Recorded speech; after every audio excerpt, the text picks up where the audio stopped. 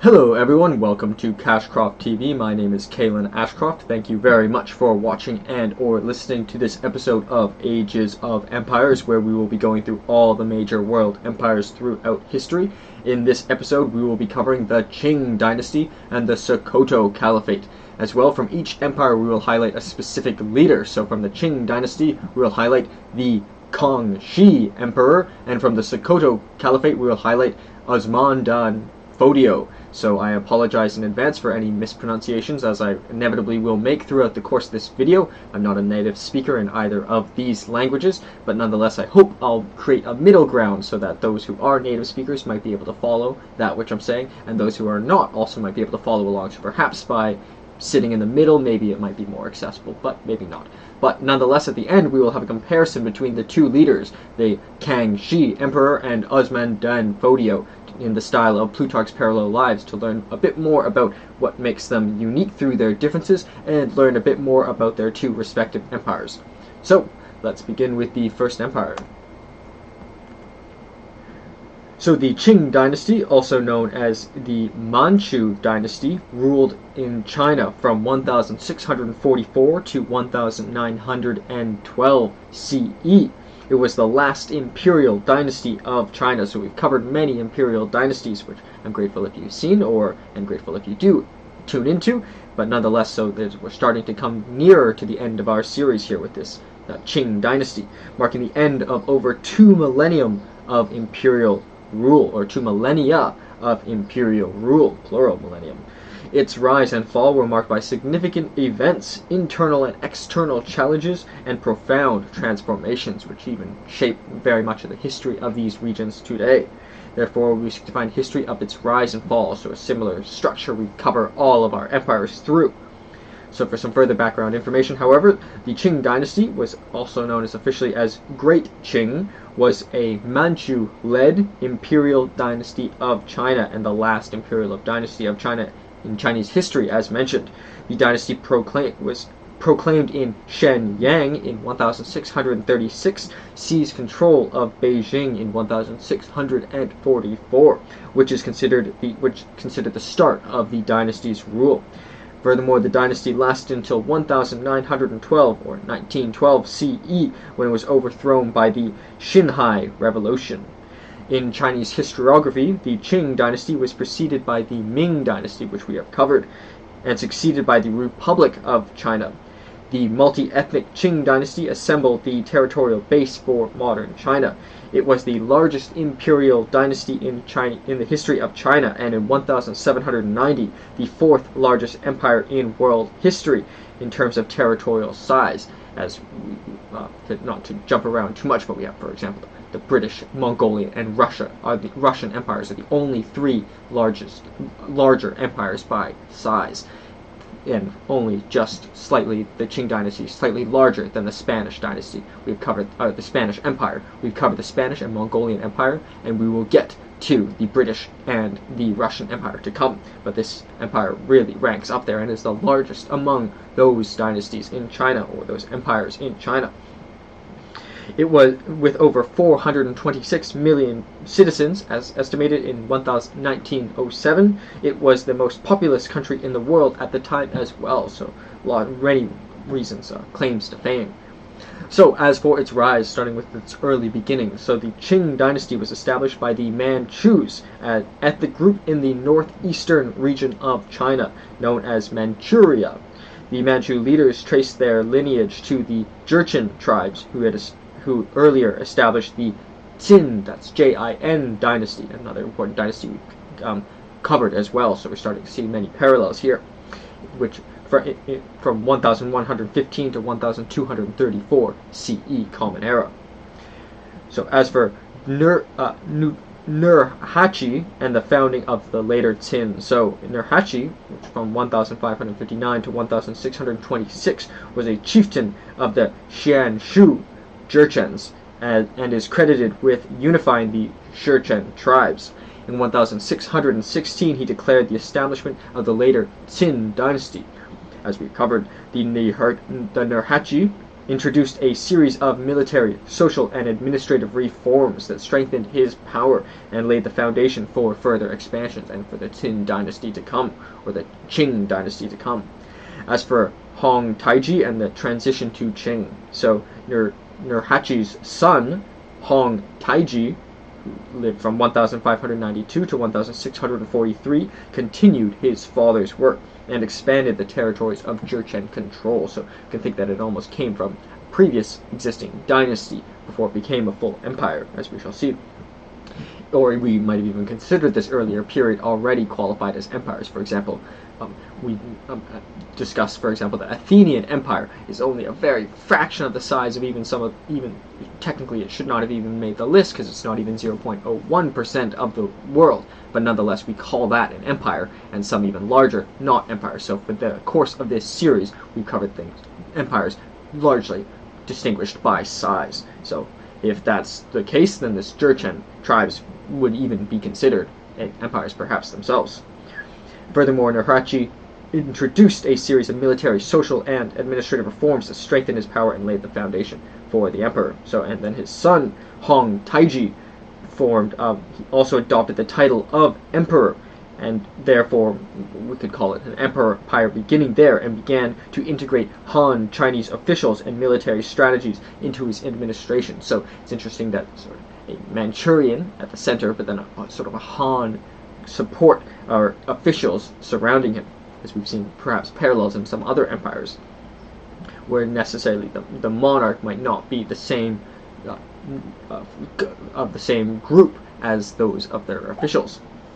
As for their conquest of China proper, so the Ming Dynasty, which ruled China at that time, was weakening due to internal strife, as we covered corruption and peasant uprisings. In 1644, the Ming capital, Beijing, was captured by rebel forces led by Li Shishang. The last Ming emperor, Xiongshang, committed suicide, and taking advantage of this chaos, the Manchu regent Dorjen, acting for the young Shunxi, who was the emperor at the time but too young to be ruling, allied with the Ming general Wu Sangui and seized Beijing, establishing Qing rule over China proper. So very significant date, and in large part led by this Dorjen, who was acting as regent for the too young emperor at the time. So quite a significant achievement for the emperor, who is not necessarily leading it. As for consolidation and expansion, so under Sun Shi and Kangxi emperors, so the early Qing emperors worked diligently to consolidate their rule, a very common theme across Chinese empires, centralization. The Shanxi emperor, who reigned from 1644 to 1661, whom we'll highlight in a specific biography, began the process of stabilizing the empire. His successor, the Shanxi was the earlier, and then his successor, Kangxi, who we'll highlight in a specific biography, reigned from 1661 to 1722 CE, is considered one of China's greatest emperors. Kangxi extended Qing control over Taiwan, Mongolia, and Tibet, significantly expanding its territories, as we shall see, and defeated the Tsarist Russia in the Treaty of Nerchinsk in 1689 or 1689 CE, establishing the borders between the two very large empires at this time, as we shall highlight in the Russian Empire episode to come. As for the Yongshang and Xianglong emperors, the Yongshang emperor, who reigned from 1722 to 1735, continued his father's policies and focused on administrative efficiency and fiscal reform. The Xianglong emperor, who reigned from 1735 to 1796, presided over the peak of Qing power and territorial extent. Under his rule, the Qing Empire expanded to include Shaanxi, Tibet, and enjoyed a period of cultural and economic prosperity. But as we noted, if we're at the peak, things must necessarily start to decline. So, as for challenges and decline of this great Qing Empire, starting with internal problems. So by the late 18th century, the Qing Dynasty began to face significant internal problems, or problems in the metropolis, or metropole, as described in the book Empires by Michael Doyle. as opposed to external factors, which could be considered factors from the periphery. Corruption became widespread, and population strained the empire's resources. The White Lotus Rebellion, very famous event in history in 1794 to 1804 CE, was a major peasant uprising that further weakened the dynasty, so very significant internal pressures from these rebellions. As for external pressures, such as particularly the Opium Wars, very important event in history as well. So the 19th century brought increasing pressure from Western powers. The British Empire, seeking to balance its trade deficit with China, began exporting opium to China, so some say almost intentionally getting them addicted even. The Qing government's efforts to suppress the opium trade led to the First Opium War in 1839 to 1842. The Treaty of Nanking, which concluded the war, forced China to cede Hong Kong to Britain, a very significant event in history, and only even into the late 19th or late 20th century still remained part of England, and opened several ports to foreign trade. So unfortunately, it was not a successful victory for the Qing Dynasty. The Second Opium War, from 1856 to 1860, 4 years long, resulted in the further humiliation and concessions, maybe in part because they had already been hooked on this opium that the British brought.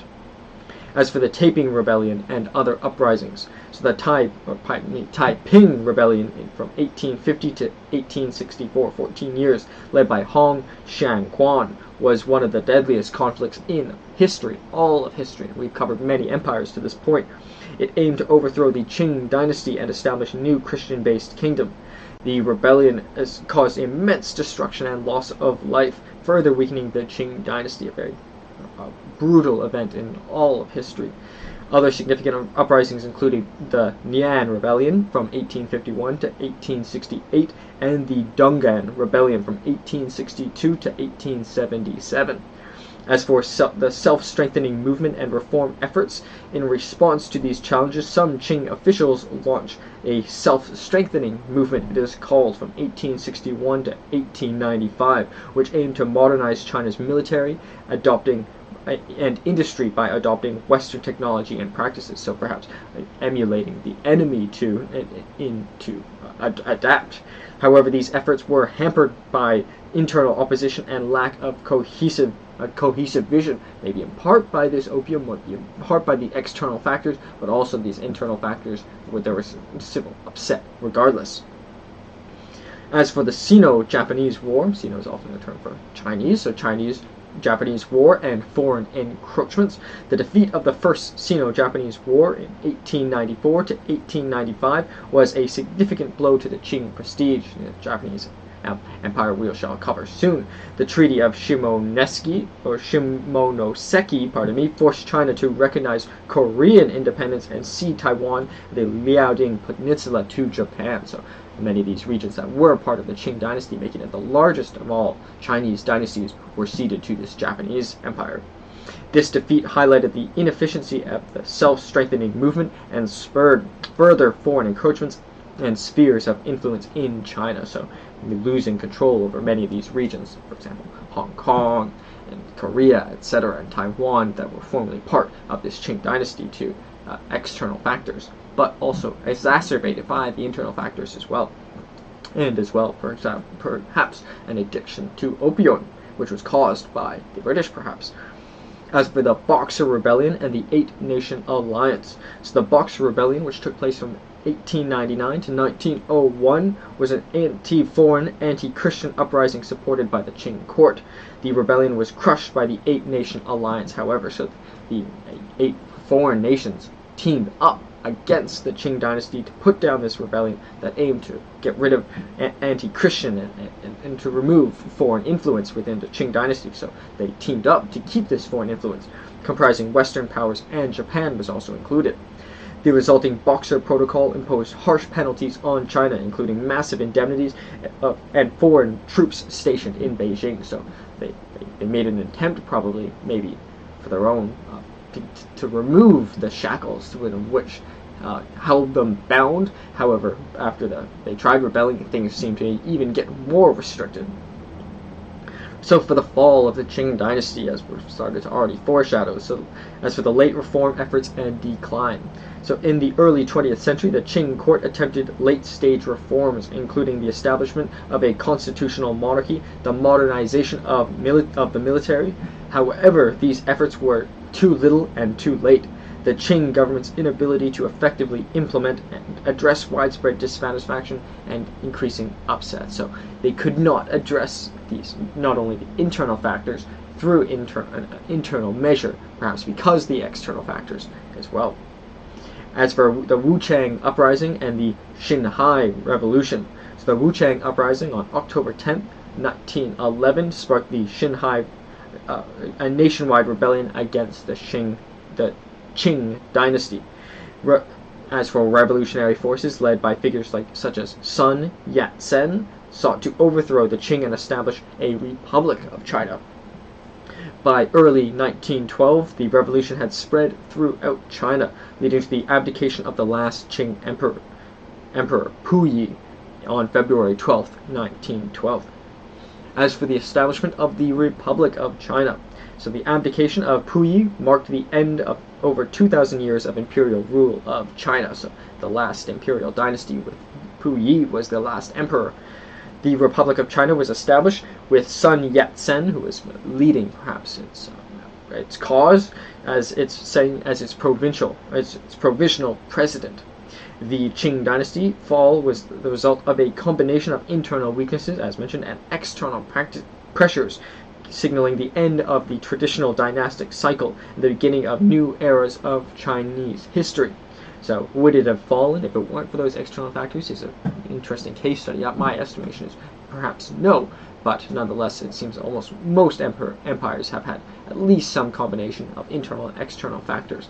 To what degree one was more important than the other, or to what degree either was necessary, is up to debate. As for the legacy of the Qing Dynasty, so the Qing Dynasty left a complex legacy. It was a period of territorial expansion, cultural flourishing, and significant challenges. Despite its eventual decline and fall, the Qing period saw the integration of diverse ethnic groups and regions into a multi-ethnic empire. One of the perhaps measurements of an empire is that it includes multiple cultures that laid the foundation for modern China's territorial boundaries. The dynasty's fall also set the stage for the tumultuous 20th century in China, and marked by the struggle for the modernization, war, and eventual establishment of the People's Republic of China in 1949. So very important sort of bridging piece of history here from the Qing Dynasty as we go into the Republic of China in 1949. So very, very important empire to study. So as for a specific leader, perhaps often considered one of the greatest, the Kangxi Emperor. So the Kangxi Emperor, who lived from 1654 to 1722, is often considered the most important ruler of the Qing Dynasty due to his long and transformative reign. Born Aisin Gyoryo Xuanyue, he ascended to the throne at the age of 7 in 1661, following the death of his father, the Shunxi Emperor. He was a very important emperor as well, so his father is also one of the greatest as well. But as we mentioned, some of our leaders did come from the royal family, some did not. Some came from being the eldest child of the royal family, some came third, fourth, fifth in line. Nonetheless, it seems like he had one of the better positions to claim the power. But nonetheless, his father did have to achieve much to create the throne for his son. His reign, lasting 61 years, is the longest in Chinese history. So we've covered many empires too. His is the longest in all of Chinese history. So for some further background information, the Shunxi Emperor, who was born on the 4th of May, which I believe makes him a Taurus, but that's perhaps a Western conception, on 1654, and died on the 20th of December, 1722. Also known as by his temple name, Emperor Shangshu of Qing, and his personal name, Xuanyue. And he was the third emperor of the Qing Dynasty, and the second Qing emperor to rule over China proper, so his father was the one who captured Beijing. His reign of 61 years makes him the longest reigning emperor of Chinese history, and one of the longest reigning emperors in all of history, and he is considered one of China's greatest emperors. So for his early reign and consolidation of power, I often particularly like the beginning parts. So as a child, Emperor Kangxi initially ruled under the regency under his grandmother, the Empress Dowager Shangshuang, and several ministers. Perhaps it's often speculated that there's a lot of ancestor worship throughout Chinese history, so it makes sense that he gives some deference to his mother while he's young. As we mentioned, he only comes to the throne at the age of 7. By the time he reached adulthood, however, he began to assert his authority by successfully quelling the revolt of the three feudatories in 1673 to 1681, a major rebellion led by former Ming generals in southern China. So rebelling these former Ming, we mentioned the Ming Dynasty was another significant dynasty throughout Chinese history, and they tried reestablishing their dynasty, but he put them down. This victory was crucial in consolidating Qing control over the entirety of China. If he did not put them down, maybe the Qing Dynasty would have ended after only 2 emperors, just on the 3rd emperor himself. As for his military and territorial expansion, so Kangxi was a capable military leader who expanded and secured the empire's borders. He launched successful campaigns over the Dzungar Khanate and in the northwest, asserting control over Tibet and solidifying Qing dominance. Furthermore, in Mongolia as well. He also dealt with the Russian encroachments, a very large empire at this time, culminating in the Treaty of Nerchinsk in 1689, which established the Sino-Russian border and ensured peaceful relations. A very, very significant endeavor to sort of draw a line to prevent future encroachments for the empire. As for his administrative reforms and governance, Kangxi was an astute administrator who reformed the bureaucracy to improve efficiency and reduce corruption. He implemented the Sacred Edict and encouraged education and scholarship, so not only just a great military leader. His reign saw the compilation of the Kangxi Dictionary, a very important endeavor. I'd say dictionaries and legal codes are perhaps 2 of the most important documents, and also perhaps maybe religious texts, at least in general influence. And this was a comprehensive Chinese dictionary that became the cornerstone of Chinese lexicography, so lexicography, so very important event in history that still shapes the Chinese language today. As for his cultural patronage and scientific interest, the Kangxi Emperor was a patron of arts and science. He supported the Jesuit missionaries at his court, perhaps, though this is foreshadowing the future Christian threat that they have very much difficulty getting rid of later, or perhaps never, or were not able to.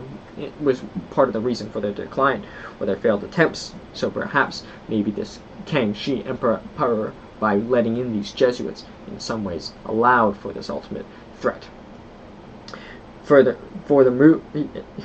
These Jesuits introduced Western scientific knowledge and technology, so perhaps it brought a benefit, but also brought a cost. Kangxi himself was interested in astronomy, cartography, map-making, and medicine, and he commissioned a mapping of the entire empire known as the Kangxi Atlas. So very, very significant achievements. Perhaps also map-making is also up there in most important documents, if they're correct.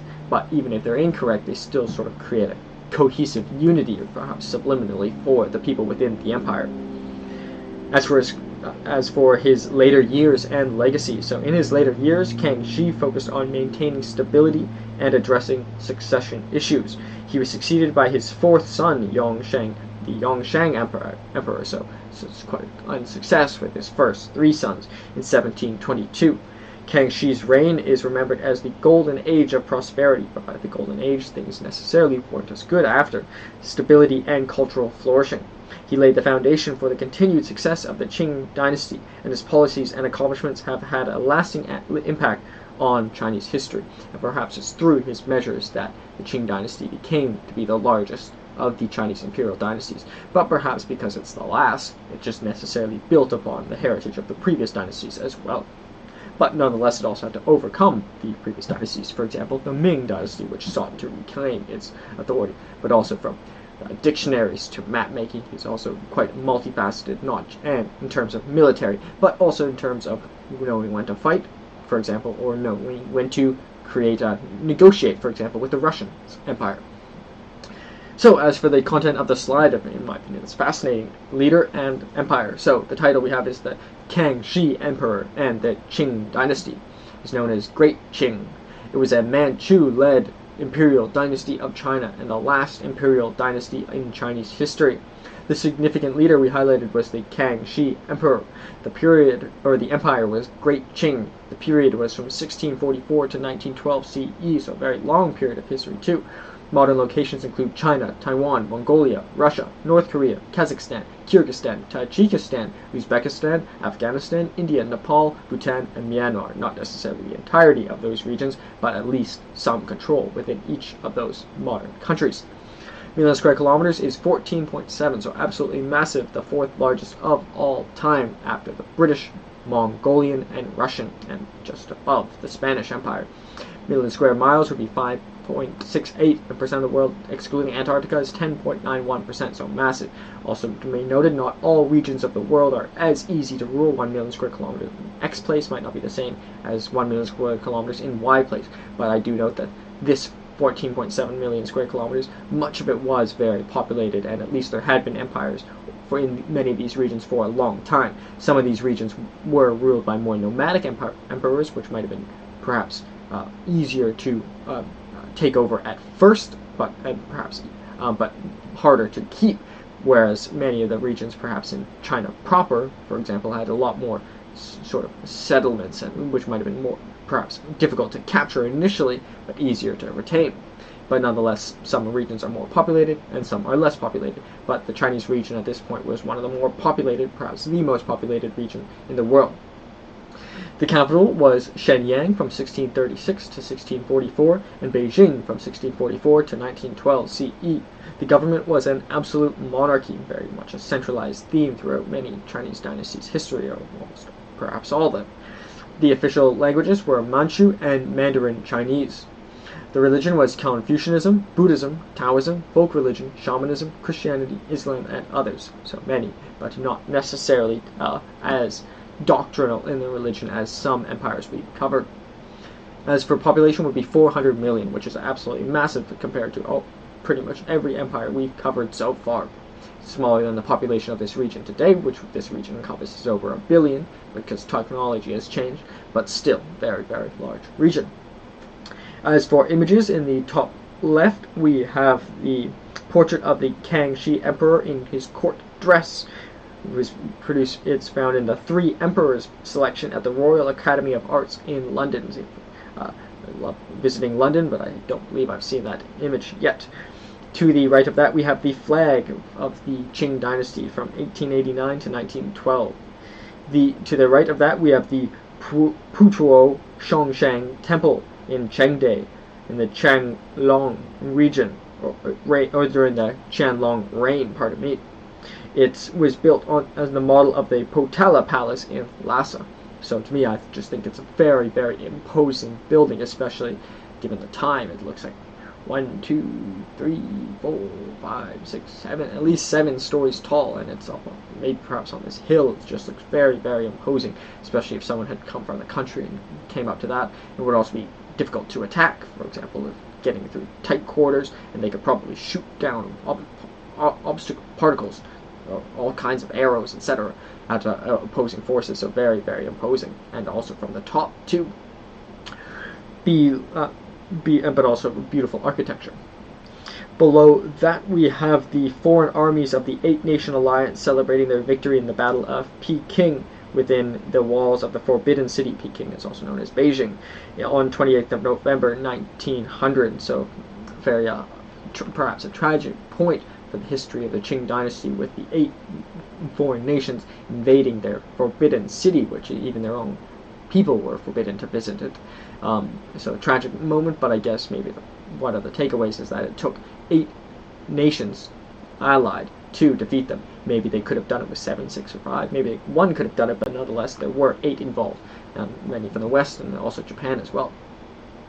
And in the bottom right, we have the reverse glass export painting of the 13 factories. So many of the colonies had, or 8 particularly, had created these factories in China, so very much showing the colonial influence in China during this period. and also perhaps manifesting a lot of the opium would have come through here as well. And this would be during the period of approximately circa means approximately 1805, displaying the flags of, you can see, Denmark, Spain, the United States, Sweden, Britain, and the Netherlands, all there having ports, so very much significant trading place.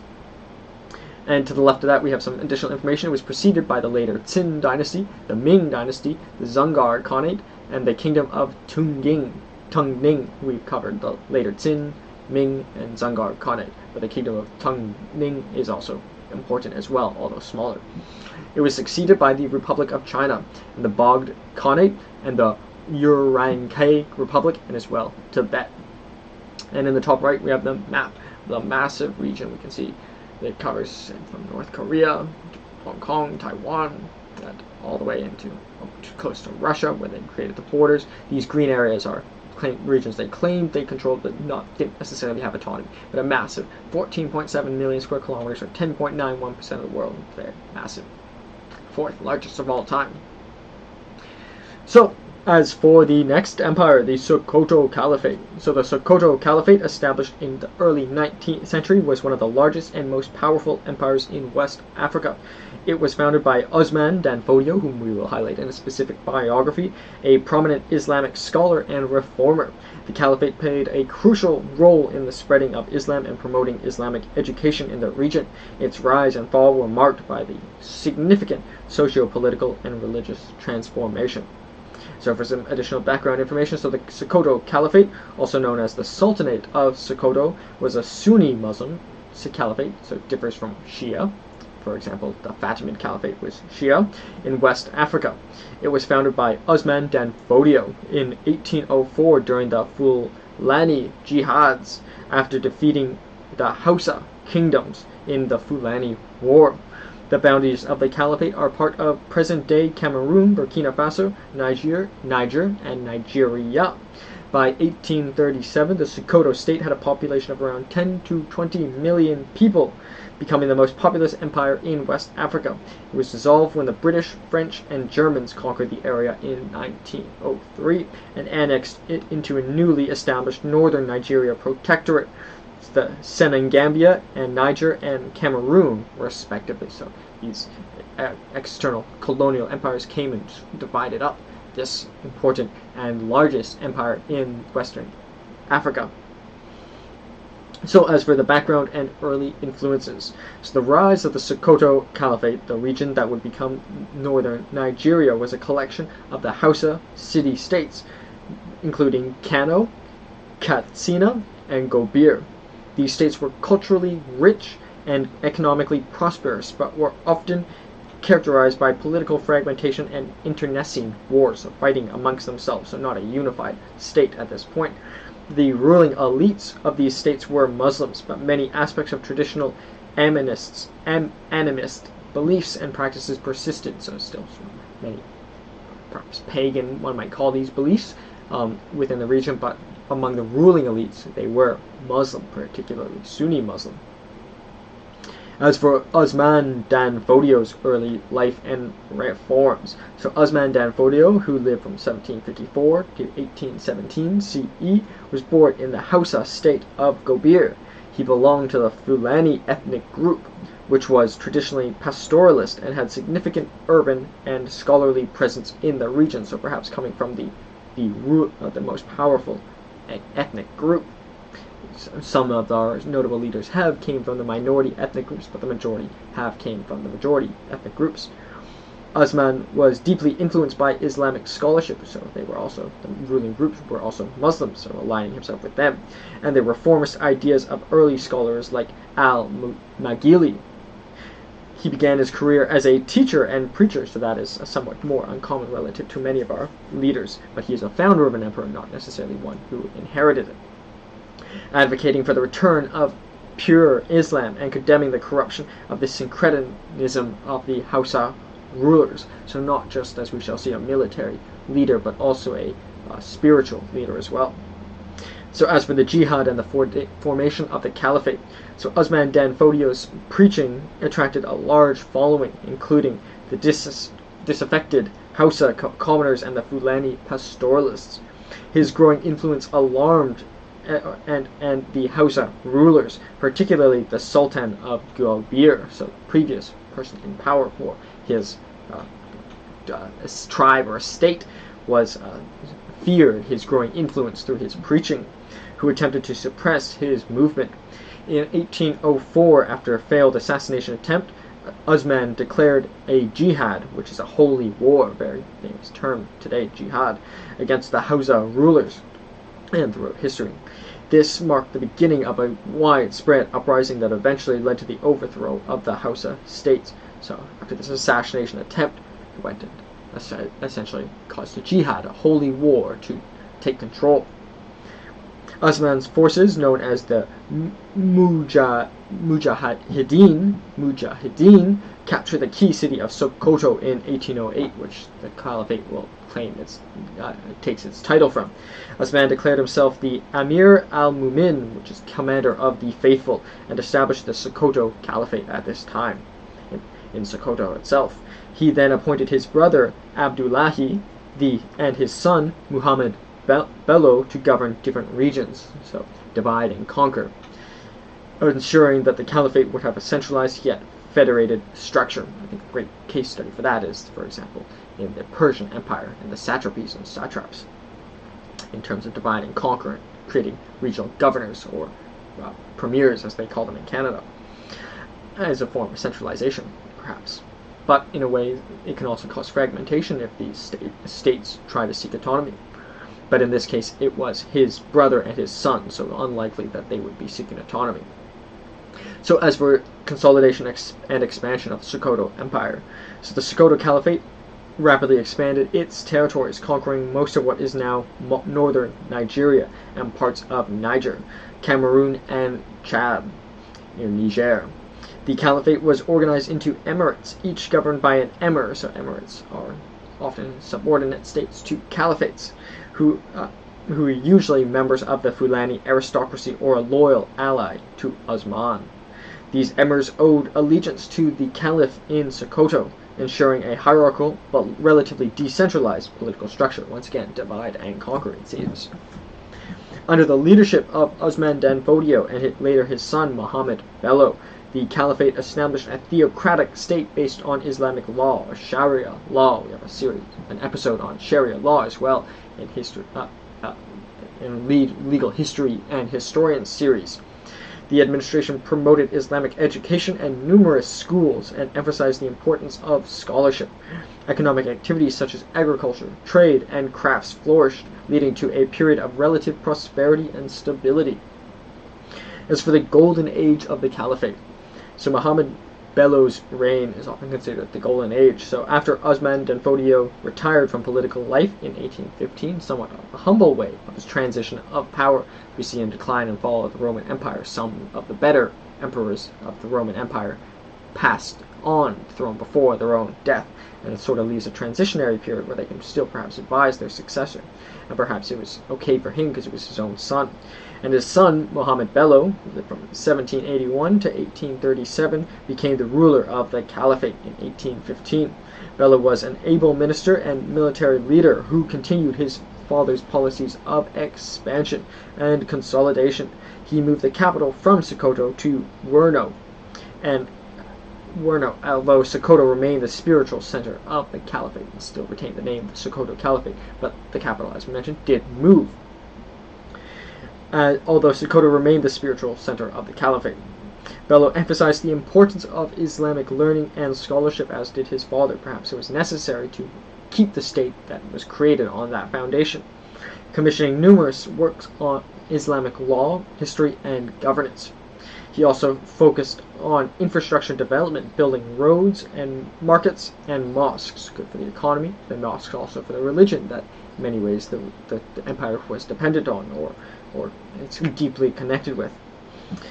Under his leadership, Muhammad Bello, the Caliphate reached the height of its territorial expansion and its administrative efficiency, so perhaps a peak. As for socio-economic and cultural development, so the Sokoto Caliphate became a major center of Islamic learning and culture in West Africa. Scholars from various parts of the Muslim world visited the Caliphate, contributing to its intellectual vibrancy.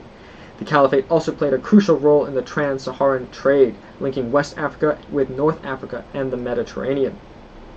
As for agriculture, agriculture was the backbone of the society, reaching larger populations and supporting the Caliphate's economy, and also important for the new roads, for example, that had been built, and storehouses as well, with fertile lands and the Niger River basin supporting the cultivation of crops such as millet, sorghum, and rice, ancient grains.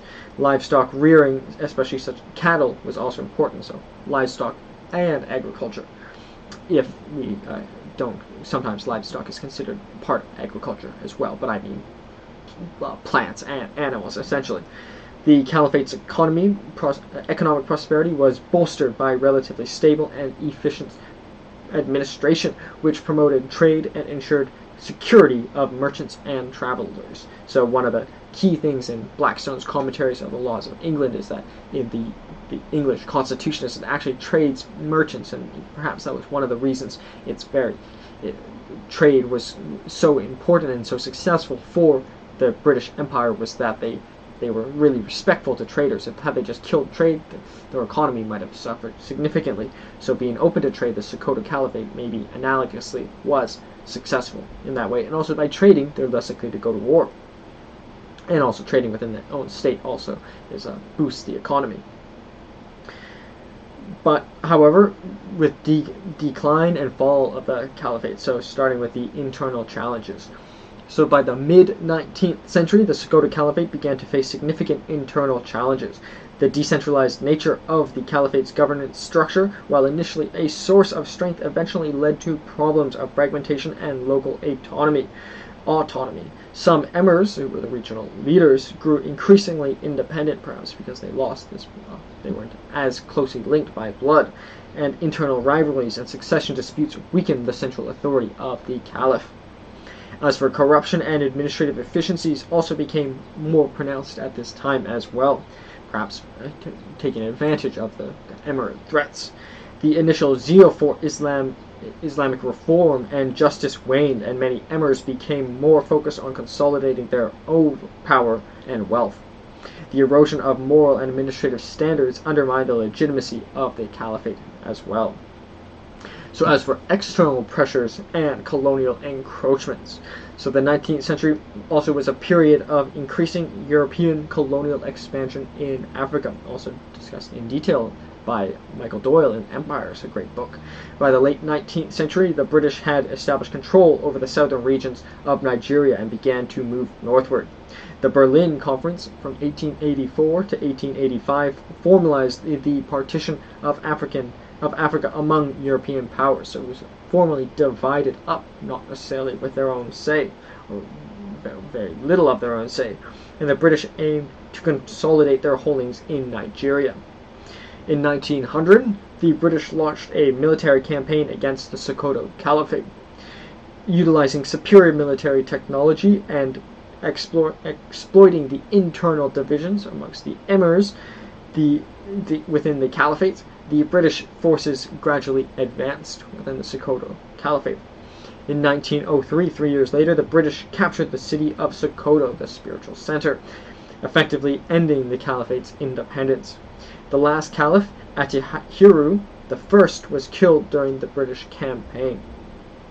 As for incorporation into colonial Nigeria, so following the conquest, the British incorporating territories of the Sokoto Caliphate into the Protectorate of Northern Nigeria, so becoming part of the British Empire.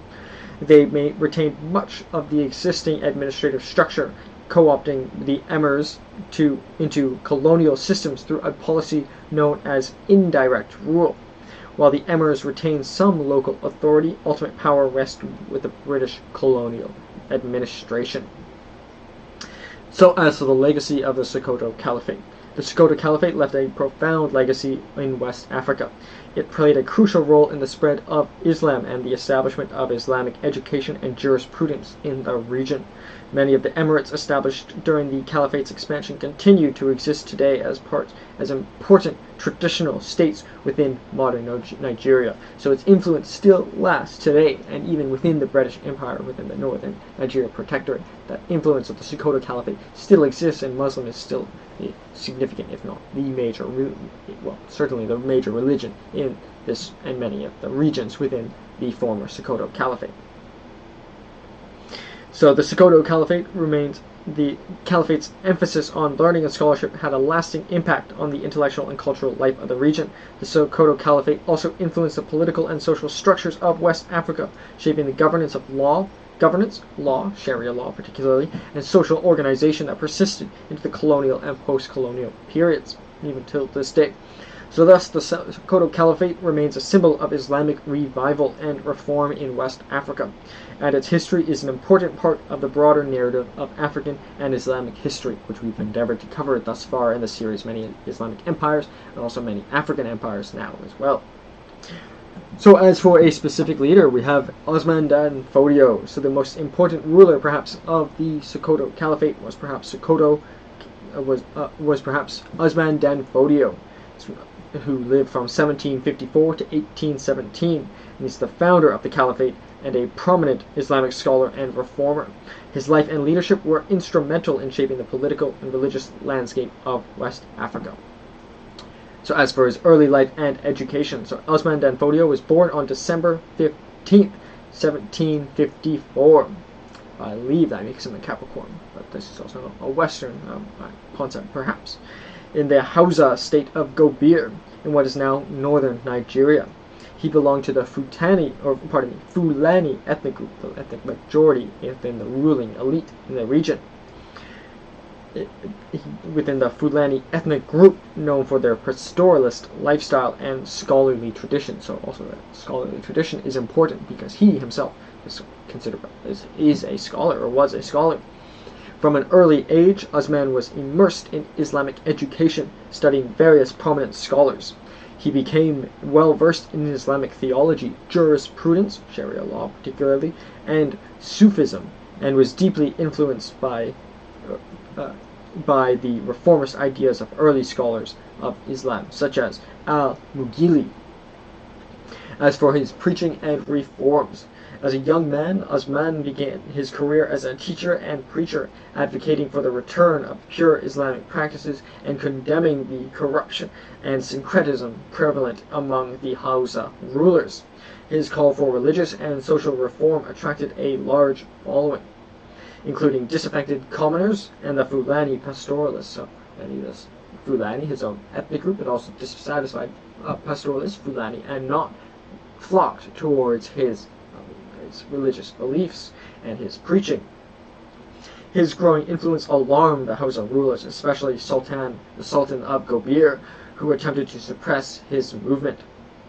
Just for the Jihad, or the Holy War, and the establishment of the Caliphate.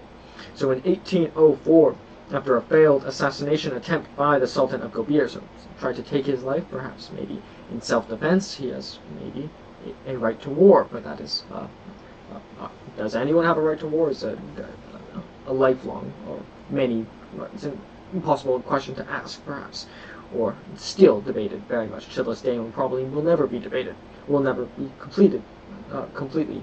There will never be a decisive answer to. Usman declared a jihad, therefore a holy war against the Hausa after this assassination attempt. Perhaps maybe the assassination attempt gave him a reason to engage in the jihad that he had already perhaps planned. Maybe he would have engaged in the jihad regardless of whether or not he was assassinated. Maybe he was attempted to be assassinated because he was already planning this jihad war, is also very likely as well. So his movement quickly gained momentum, and his forces, known as the Mujahideen, captured key cities, including the strategic city of Sokoto in 1808, to which the empire takes its title. Usman declared himself the Amir al-Mu'min, the commander of the faithful, and established the Sokoto Caliphate. He appointed his brother Abdullahi and his son Muhammad Bello, who would become emperor or caliph, to govern different regions, ensuring a federated structure for the caliphate. So federated is the step up from confederation, a more unified state. Perhaps because of this blood link, particularly during this early period.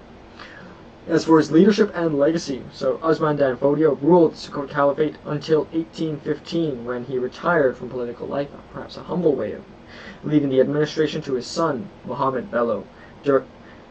During his rule, Usman focused on establishing a theocratic state based on Islamic law, Sharia law. He promoted Islamic education, built numerous schools, and emphasized scholarship, so not only forming an empire, but also forming, in many ways, a branch of a religion. His reforms laid the foundation for a period of prosperity and stability for the caliphate, which would last generations after him. Usman dan Fodio's legacy is profound. He transformed the political religious landscape of West Africa, spreading Islam and promoting Islamic education as well. His emphasis on justice, learning, and governance had a lasting impact on the region till this day. Usman died on the 20th of April, 1817, so 2 years after his retirement, but his influence endures through the Sokoto Caliphate, remaining as a symbol of Islamic revival and reform in West Africa. So very much the whole Sokoto Caliphate is a continuation or manifestation of the endeavors of Usman dan Fodio. So very, very fascinating, important leader, Usman dan Fodio and the Sokoto Caliphate. So as for the content of the slide, so title we have Usman dan Fodio and the Sokoto Caliphate. It's also known as the Sultanate of Sokoto. It was a Sunni Muslim caliphate in West Africa. The significant leader was Usman dan Fodio. The empire was the Sokoto Caliphate. The period was from 1804 to 1903 CE Common Era. The modern locations include Nigeria, Niger, Cameroon, Chad, Benin, and Burkina Faso. Million square kilometers, 0.4, so smaller, but still larger than, for example, famous empires such as the Athenian Empire, also a very warlike region at this time too, so not an easy region to rule over.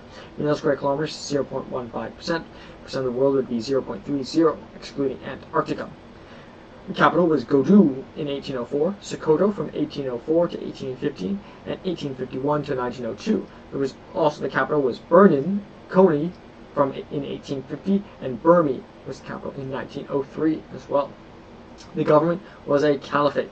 The common languages included Arabic, was the official language, as well as Hausa and Fuld. The religion was Sunni Islam, and the population was 10 million, perhaps even 20 million too, so quite large for this region as well, but smaller than the region population today. Nigeria has hundreds of millions today. The images in the top left, we have one of the images of perhaps considered northern Nigeria. One of the symbols are very beautiful. I think it's supposed to be a star, I believe, and it's got that green, which is very still important color for Nigeria and the region more broadly today, an important color for the Sokoto Caliphate, which moves to the right, which is the flag of the Sokoto Caliphate, which is this nice, beautiful green, I'd say. To the right of that, we have a drawing of a Fulani person from the Sokoto Caliphate, so we get an image for how they might look and sort of their noble countenance. To the right and below that, we have the view of the outskirts of Sokoto in 1890. So you can see Sokoto is this very walled city. It would be difficult to capture, as Usman dan Fodio did. But once in, perhaps it's easier to keep, and ultimately, when the British invaded, their capture of Sokoto in many ways marked the end of the Sokoto Caliphate, hence its name, even though it did not remain the capital throughout the whole period of the empire. Below that and to the left, we have a Sokoto cavalry carrying a large shield of oryx hide, so very large shield, a very tactful weapon as well. And perhaps even just to get maybe not to overanalyze this image, but in the image I can see the shield but no weapon, so perhaps maybe a manifestation of a defensive spirit, whoever produced that painting or drawing. And to the right of that is actually a photo, so maybe to the left are photos as well, just older photos as well. We have a photo of residents of Kano in the Sokoto Caliphate in 1900, so we can actually see what the people look like in this empire now as we're getting further throughout history. So don't dress too different. In terms of my visits to Africa, I've only been to Morocco, but people do still wear sort of loose wearing garments even to this day, so perhaps maybe life may not be so different then as it was now in many places. It was preceded by the Sultanate of Kano, which is the city in which that picture is taken, the Sultanate of Katsina, the Sultanate of Gobir, which Usman Dan Fodio comes from Gobir, the city, the Sultanate of Zhou, the Bornu Empire, the Sultanate of Magaram,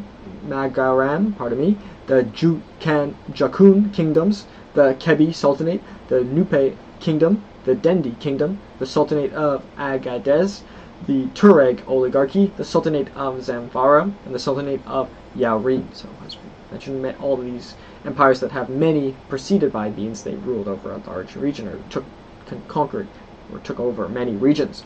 And it was succeeded by the northern Nigeria protectorate of the British, the German Qumran, and the French West Africa, and the Sultanate of Malerno. So, as we mentioned, it was divided by those European powers for different regions.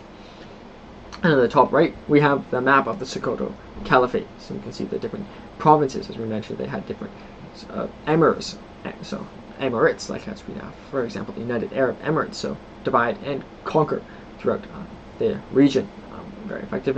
But as we can see, they don't necessarily have naval access, and the British and European powers would have come through here, but a very significant region to capture. And Sokoto here itself is the capital, so in northern Nigeria. So that is Usman Dan Fodio and the Sokoto Caliphate, a very fascinating period in our history of Africa, which we are moving through as well with some good pace.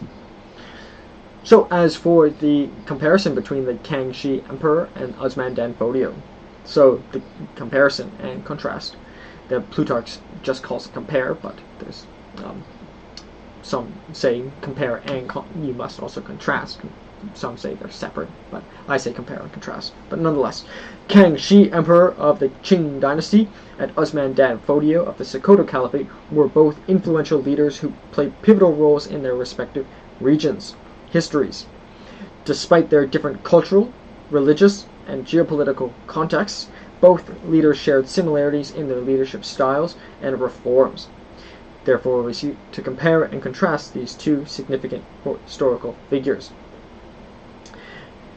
As just to mention a bit more about Usman Dan Fodio that we probably should have mentioned before, his full name would be Uthman ibn Muhammad ibn Uthman ibn Salih ibn Huran ibn Muhammad Gurdu ibn Muhammad Jabu ibn Muhammad Sabud ibn Mayisran ibn Ayub ibn Buba Baba ibn Musa Jakoli ibn Iban Dambube. And he was a Fulani scholar, Islamic religious teacher, poet, revolutionary leader, philosopher, and he founded the Sokoto Caliphate. So pardon me, that was supposed to be in the earlier section. So as for their differences in their birth and early life, so the Kangxi Emperor lived from 1654 to 1722. So he was born Aisin Gyoryo Shanyue. The Kangxi Emperor was the second emperor of the Qing Dynasty, or perhaps third as well. Yes, but often considered the second. Ascended to the throne because his father was the one who first considered himself emperor and took Beijing. Ascending to the throne at the age of 7 at 1661. His early reign was under the regency of his grandmother, the Empress Dowager Xiao Shuang, and other ministers. So perhaps humble to not get the power right away, but maybe being 7, perhaps likely if his father had not died, he would have perhaps he would have still been not had the power anyways. So at 7 he unlikely would have had the power anyways, but nonetheless having a regent ruling over him at a young age is a sort of, I think, a humbling thing to wait before taking the power. His early reign was seen under the regency of his grandmother. Once again, he was educated in both Chinese and Manchu tradition, so he's Manchu ethnically, emphasizing Confucian principles. As for Usman Dan Fodio, who lived from 1754 to 1817, so a period slightly after the Kangxi Emperor, his early reign was under the he was born in the Hausa state of Gobir, Usman was of Fulani descent, so of the majority, so maybe a difference here is Kangxi was of Manchu, which is the majority within his own group, but not the majority necessarily within the Han Chinese people of the empire he would rule over, whereas Usman dan Fodio was Fulani, which was the majority also from his region, but not necessarily the majority of the entire region that he ruled over as well. So ethnicity does play a key role in shaping both of their histories. He received extensive Islamic education from various prominent scholars and deeply influenced by Islamic reformist ideas. So both of them came from noble upbringings. The Kangxi emperor's father was an emperor, whereas Usman dan Fodio's father was powerful, but not an emperor that he would become. So Usman dan Fodio was the first emperor of his empire. The Kangxi emperor was the second. So as for their rises to power, so the Kangxi emperor consolidated his power through quelling internal revolts, such as the revolt of the three feudatories. So suppressing revolts that the empire could have ended at the second emperor, but he suppressed it. And he asserted his authority over the court and military, centralizing control and expanding the empire. As for Usman dan Fodio, he gained a large following through preaching and calls for reform. So different. So there's one suppressing rebellions, one comes to power through preaching. He declared a jihad against the corrupt Hausa rulers, who even attempted to assassinate him in 1804 after an assassination attempt on his life, as mentioned.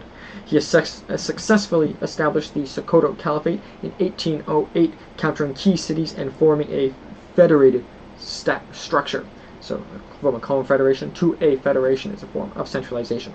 So very different sort of early periods, whereas one was sort of maintained, or sort of maybe more like an Augustus and a Caesar maybe would be in some ways analogous, if it's not too cookie cutter, if that's not too simplistic to say.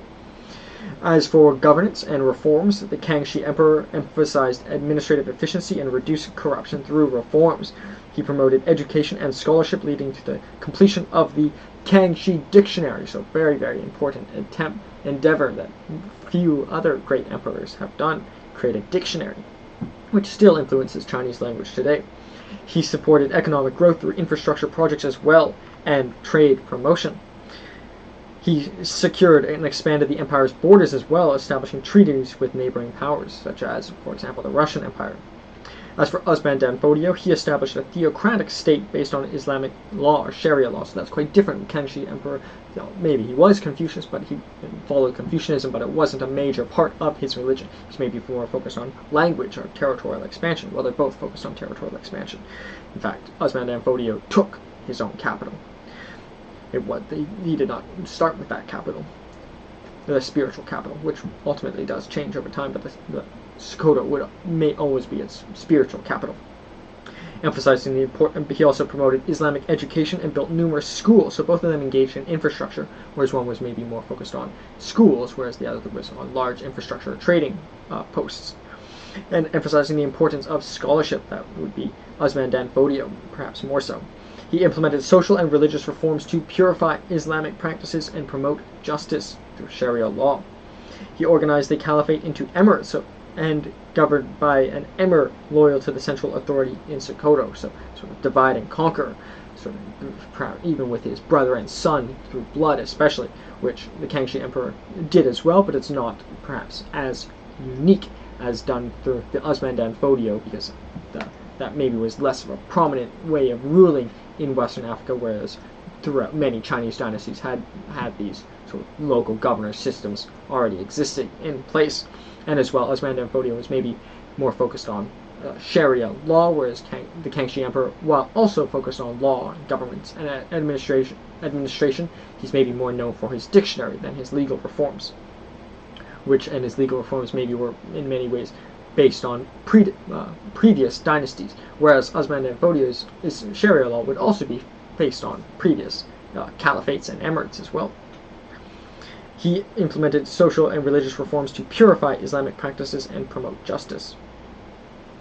As for their military and territorial expansion, so with the Kangxi Emperor, he conducted successful military campaigns against the Dzungar Khanate, important Khanate we've covered, securing control over Tibet and Mongolia, so expanding into these. We've covered the Tibet Empire as well, and the Mongolians. We've covered many Mongol Empire, and many successor states of the Mongol Empire still continue to be strong, so, and expanding perhaps the Qing Dynasty leading to it to become the largest Chinese dynasty of all time, the fourth largest dynasty of all time, with these key regions.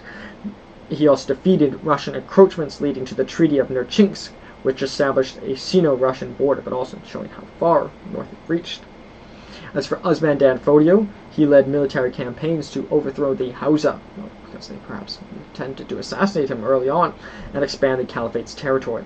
His successors continued to expand his caliphate, incorporating large areas into what is now northern Nigeria and beyond. So maybe a similarity is both of them weren't, well, maybe Kangxi was closer to the peak in terms of geographical size, but Usman Dan Fodio also was the founder of the empire, but both the empires continued to change geographically and grow and shrink as well after them. But both of them were early in their histories and had some of their most significant achievements, such as Tibet and Mongolia, and Sokoto, the capital, one of the capitals, respectively. As for their cultural and religious influence, the Kangxi Emperor promoted Confucian values and supported the integration of diverse cultures within the empire. So perhaps maybe more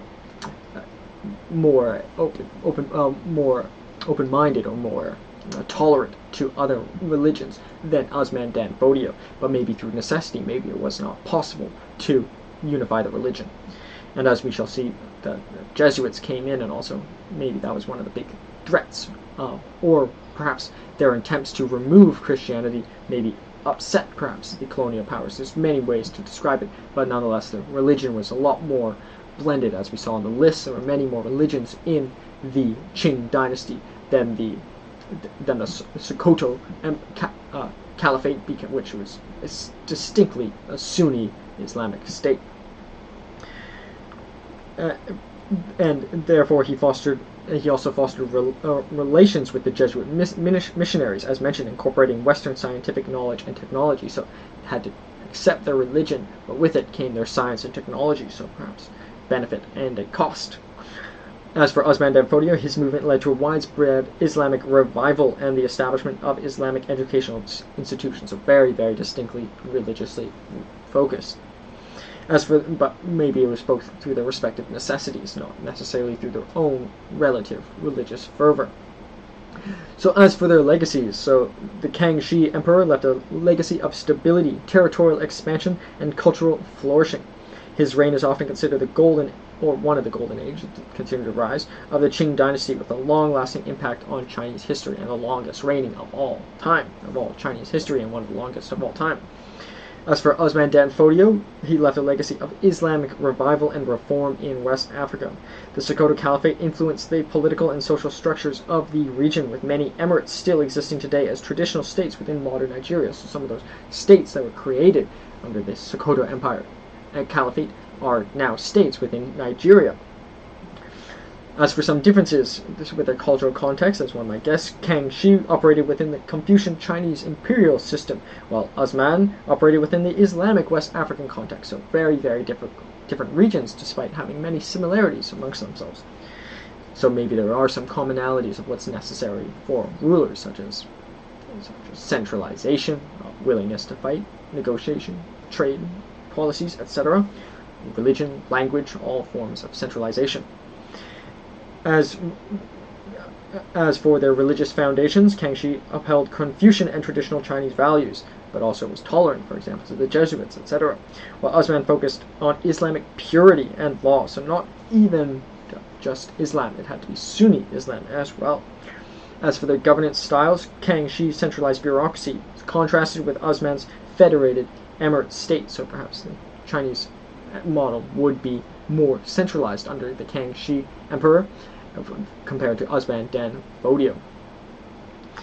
As for their external challenges, Kangxi faced threats from nomadic tribes and European powers, while Usman dealt primarily with internal corruption and local rivalries. But the external factors in the British would also come to threaten them. So maybe a common theme across both of their respective states is particularly the British threat, but also not only was there the British threat, there are other states, for example, for the Sokoto Caliphate, there's the Germans and the French, and for the Qing Dynasty, there was the Dutch, the Japanese even too as well. So very, very difficult. So if it weren't even for their internal pressures, they also had these perhaps more advanced at the time colonial powers encroaching on both of them during this period. So that is a common theme, although perhaps the makeup of their threats might have been slightly different.